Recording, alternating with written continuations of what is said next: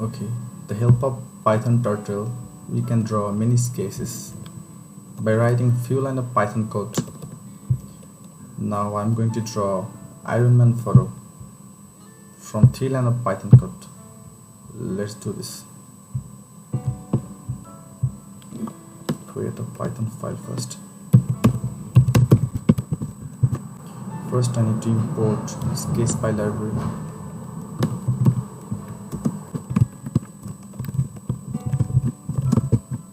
Variable.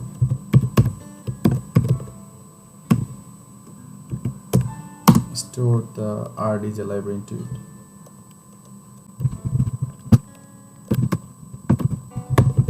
Call the function to draw it. That's it. Let's see what happened.